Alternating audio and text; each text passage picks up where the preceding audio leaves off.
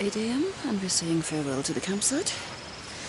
We felt we deserved a bit of a lie-in after yesterday, plus there was a lot of things to dry out, like the tent, sleeping bag. Yeah, and some repair work to be done.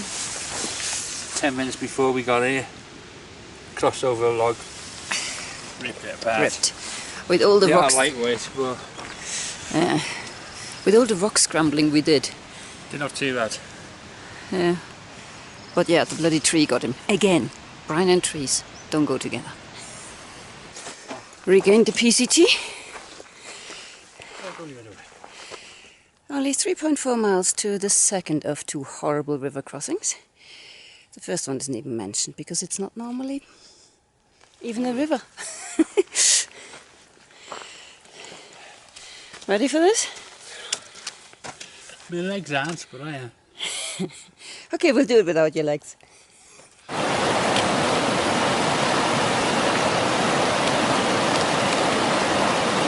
Quite fast going this one.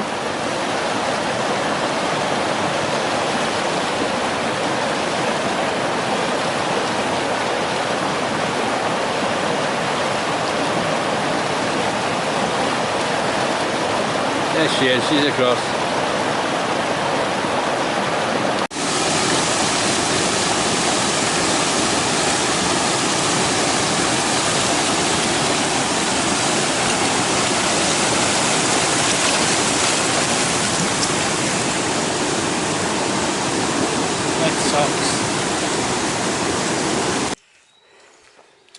We crossed about 4 little creeks so far, none of which obviously were problematic. So one of them was one of the ones that I thought people had difficulties with.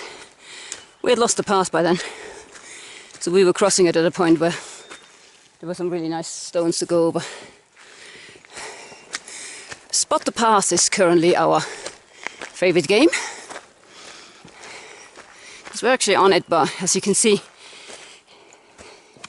even when you're on it, it's very faint anyway. I mean, it's just slightly flatter ground than the surrounding.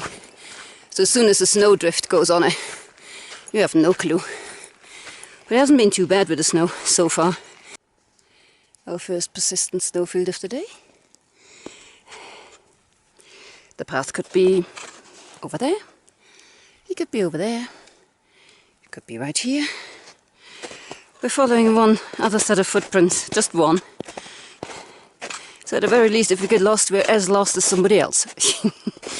You do lose a fair amount of time actually with this guessing game, unfortunately. It's not just the walking on snow that's difficult. It's the stopping and trying to find out whether you have too far left or too far right. So there's the trail down there. Brian's busy looking for marmots, but we've just come from up there. And this is the second time today that when we finally see the trail again, it's like 20-30 feet below us. We were following somebody else's footsteps. They obviously opted to slide. Very reminiscent of yesterday. We're just following people's footsteps. Not to fall again. Yeah. Trying to... I just slid quite a while. The switchbacks that should get us down this fairly steep hill are entirely covered by snow. Nobody knows where they are, so everybody's done their own thing. And we're following a set of footsteps that seems to be holding at the moment and goes down at a reasonable angle, but as I said, it's not nice. Absolutely no idea where the path could possibly be.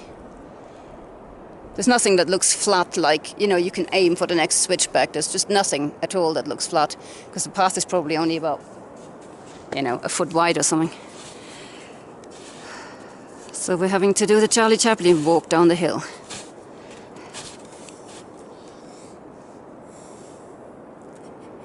This is Wallace Creek. It's the next creek we have to ford. The good news is there doesn't seem to be much snow on the other side. Bad news is we have to get across it somehow. No idea how. We're going upstream a bit and seeing what's what. Oh yeah, there's the trail. So this here would be the actual ford. That's not gonna bloody happen. No way! We've just gone upstream a little bit and spotted this, which is a nice It's long, but because it's wider here, the water slowed down a bit and it doesn't look too deep. So I think that's going to be us crossing over. It also looks like the trail's on the other side. We'll do this and then we'll have some lunch. Yeah. Then we'll dry out a bit. Yeah.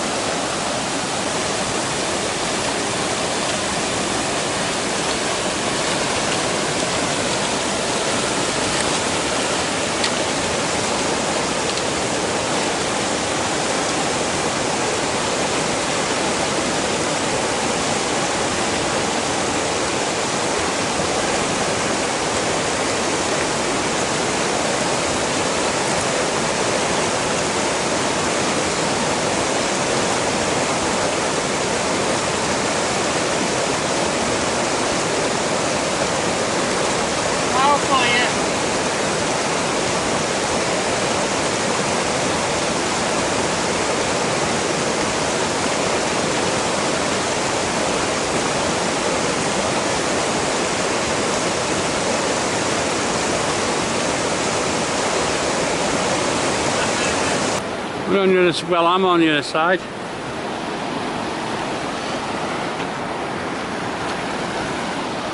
Now we're just waiting for Heidi. I don't know if you can see that.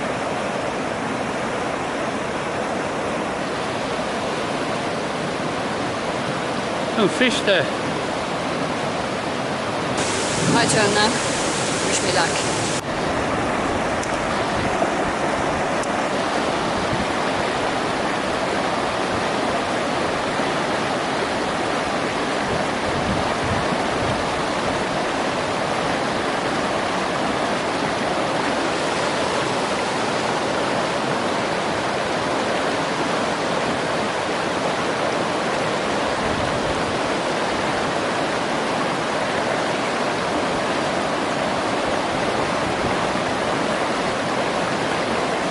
If you look, Heidi's took a hip belt out for safety reasons in case she does go. She can let go of the backpack without endangering herself.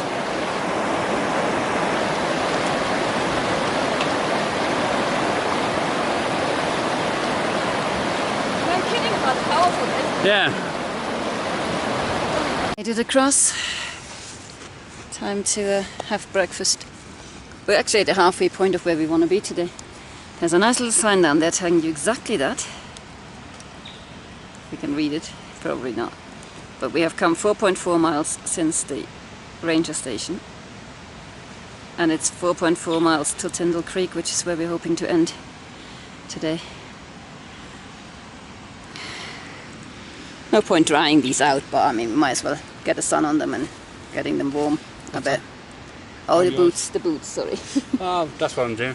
Yeah. Just see if they'll dry out, the insoles and that. We've taken the micro spikes off. Because, as I said, on this side of the hill it doesn't look like there's any snow, or not much. But I must say, for river crossings, I kind of quite like having that little bit of extra grip. So we might keep that as a feature.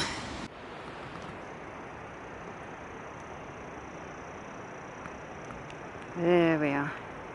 Proof that Brian isn't mad. There is a marmot. Here's you.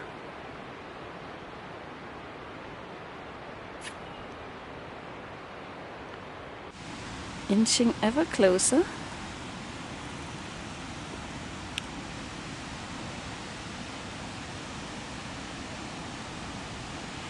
You really want to know what we had for lunch, didn't you? And this is the stream we forgot we had to cross. This does not look good. Jeez. So we were all ready to give up, but some other hikers have found a spot 0.3 up from where we were. It still is a little bit dicey, so there will be no footage. Not even with a waterproof camera, because yeah, no. Well, we're trying to get over. Yep, we made it across the stream. Thanks to this absolute hero here, who came back for me because the water was way too strong. I literally could not lift a foot off the ground to move sideways. So Brian came back without his pack and built a wall in front of me. And that's how we got across in the end. Yes. Thank you so much, babes. It's okay, babes. As a result, now all of his clothes are wet, obviously, like soaking through, worse than mine. So he's having a change. We regained the PCT. I think at this point, I'd like to say a great big thank you to PJ and Stretch, which were the two gentlemen that helped us, well, that found the crossing and sort of encouraged us across. But obviously, yeah, this man here made it happen. Well, you do things with your wife like that, so she puts up with all this moaning and crying and anger there. This side gift, so it works out both ways. Yeah.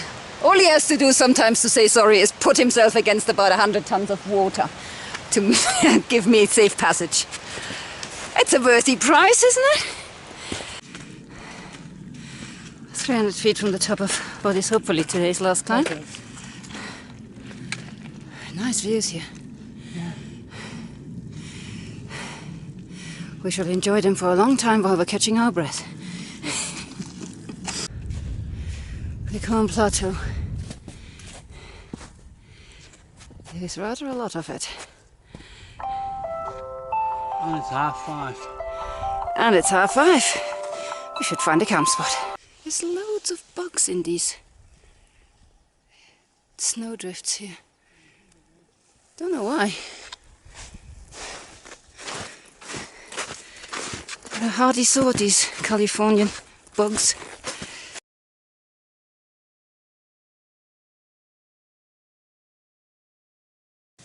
We left the Crabtree Ranger station at around 8:20, I think it was in the end, which we knew was a late start given the snow, but honestly the previous day had wiped us out.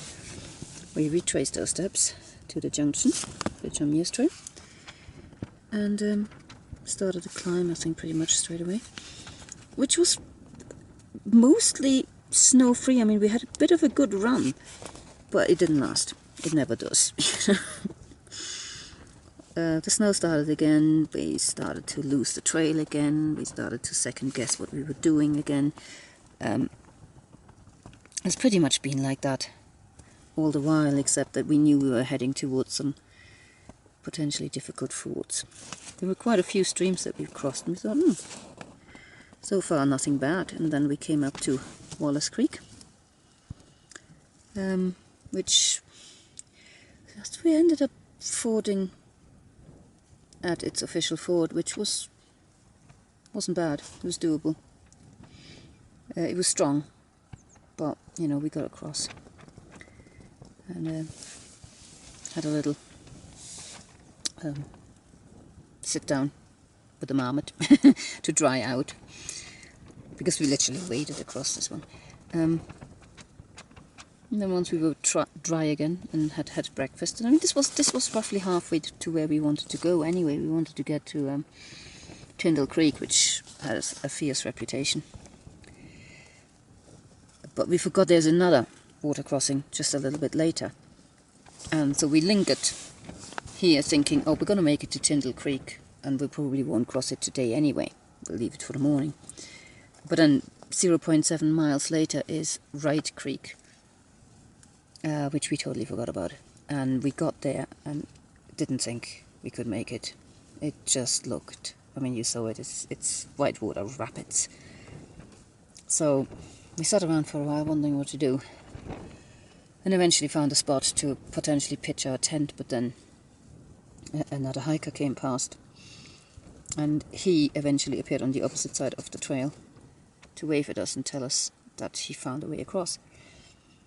And his mate appeared on our side of the trail, so he walked us on the other side of the creek, pretty much to where he had crossed, which was pretty hairy. I mean, it's, yeah, as I said, I couldn't make it. I couldn't lift my legs enough against the force of the water to get across. So Brian dumped his backpack and he came back to build a wall in front of me and walked me across like that. So I held onto his waist basically, and we just kind of frog-marched each other across. That was hairy. I don't really want to do that again. But we got to the creek by 2:30, which is, of course, you know, in this weather, a stupid thing to do. We were fully prepared to just wait for the morning, where the water will probably drop by a couple of foot easily.